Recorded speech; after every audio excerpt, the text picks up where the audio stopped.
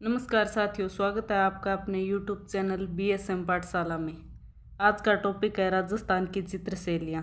चलिए प्रश्न करते हैं राजस्थान की चित्रशैलियों पर।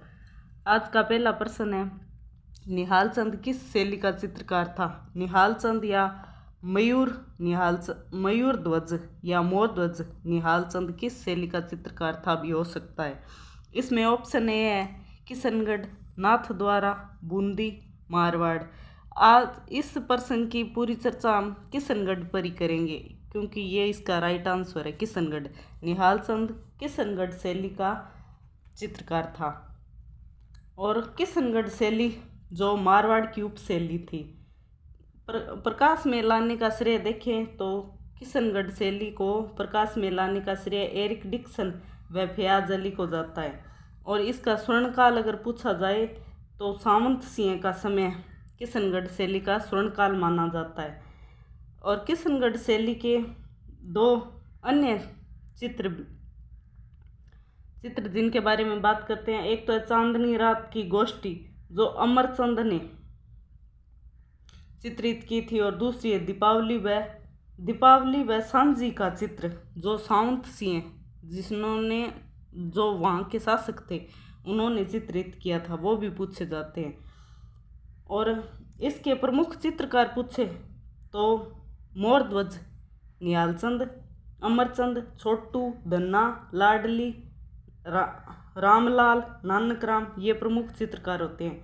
और निहाल चंद द्वारा बनाई गई चित्र पर अगर चर्चा करें तो इनका चित्र है बणी ठणी, जिसे भारत की मोनालिसा कहा जाता है और जिसकी तुलना भारत की मोनालिसा कहा था एरिक डिक्सन ने।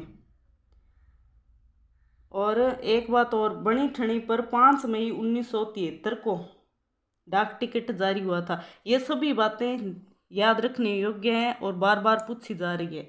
किशनगढ़ शैली और बणी ठणी चित्र ये तो पूछा जा रहा है, और ये जो मैंने बातें बताई है वो भी बहुत बार पूछी गई है, तो उन पर गौर करना और ध्यान से सुनना। दूसरा प्रश्न है, ऊंट की खाल पर चित्रांकन किस कला शैली की विशेषता है? ऑप्शन ए है बीकानेर शैली, मारवाड़ शैली, किशनगढ़ शैली, मेवाड़ शैली, मारवाड़ शैली। तो इसमें सही उत्तर हो जाएगा बीकानेर शैली। और बीकानेर शैली के स्वर्णकाल की अगर बात करें तो अनूप सिंह का काल स्वर्णकाल माना जाता है।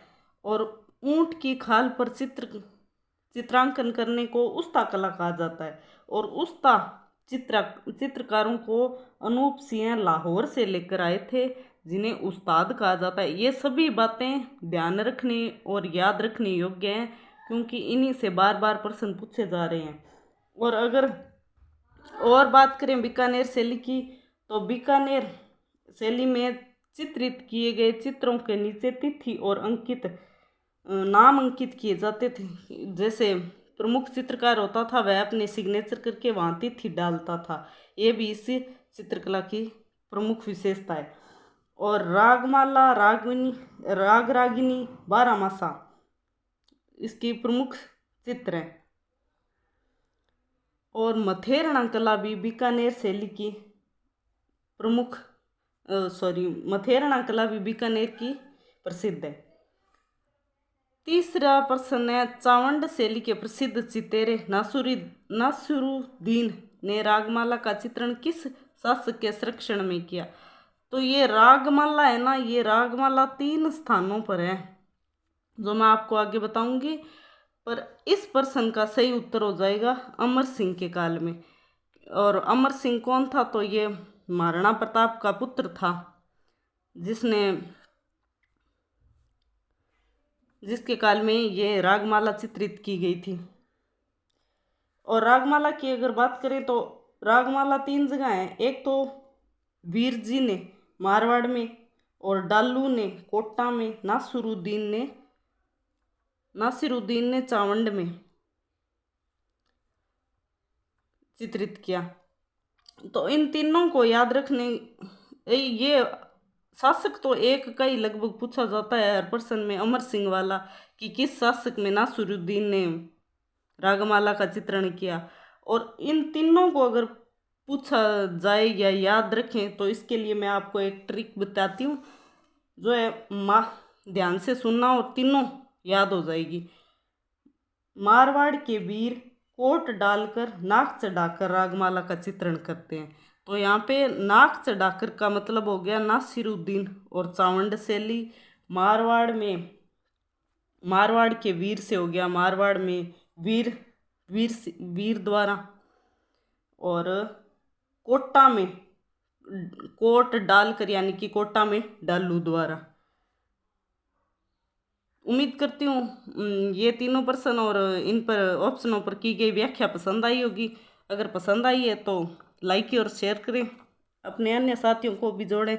और ये कुछ अन्य प्रश्न और है जो मैं आपको सीधे सीधे बताती हूँ, जो परीक्षा में पूछने योग्य आपको साफ दिखाई दे रहे होंगे। अगर साफ दिखाई दे रहे हैं तो स्क्रीनशॉट लेना चाहते हो तो वो भी ले सकते हो। ये देखो, इसमें भारत में चित्रकला का स्वर्णकाल, अगर भारत में चित्रकला का स्वर्णकाल पूछा जाए तो ये जहांगीर का समय हो जाएगा। और भारत में चित्रकारी के पितामह पूछे जाए तो रवि वर्मा, जो केरल के हैं, इन्होंने महाराणा प्रताप का चित्र बनाया था। राजस्थानी चित्रकला के आधुनिक जनक पूछा जाए तो कुंडल लाल मिस्त्री है। और अगर पूछा जाए कि राजस्थान में चित्रकला के प्रमुख संग्रहालय कहाँ हैं, तो ये एक तो हो जाएगा पोथी खाना जो जयपुर में है, एक हो जाएगा जैन भंडार जो जैसलमेर में है, एक हो जाएगा पुस्तक प्रकाश जो जोधपुर में है। और अगर बात करें चितेरों की, तो ये प्रमुख चितेरे हैं, जो 3 चितेरे तो कई बार पूछे गए हैं। एक तो ये भिल्लों का चितेरा गोवर्धन लाल बाबा, एक ये नीड़ का चितेरा सौभाग्यमल गहलोत, और ये भैंसों का चितेरा परमानंद चोयल। ये तीनों कई बार पूछे गए हैं। और एक है जैन शैली का चितेरा कैलाश चंद्र शर्मा, और गांव का चितेरा भूरी सिंह शेखावत। तो आपको मैंने खास तो ये बता दी, और भी कुछ प्रश्न बचे हैं जो कल अगली वीडियो में करेंगे। मैं उम्मीद करूंगी कि मेरी व्याख्या को आप ध्यान से सुन रहे हैं और अपने प्रश्नों को सही करने की कोशिश करेंगे। अगर वीडियो पसंद आई है तो मेरी पिछली वीडियो जाकर भी ध्यान से सुने और उन प्रश्नों पर की गई व्याख्या को गौर करके सुने और अपने प्रश्नों को हल करने की कोशिश करें। मेरा एक ही उद्देश्य है कि जो बच्चे अपने आप को 6-6 12-12 महीनों से कमरों में बंद करके अपना सब कुछ त्याग कर पढ़ रहे हैं, उनका सहयोग करना, बस इसीलिए इस तरह वीडियो जारी किया है मैंने। अगर वीडियो पसंद आई है तो लाइक और शेयर करना, अपने अन्य साथियों को भी जोड़ना। थैंक्स।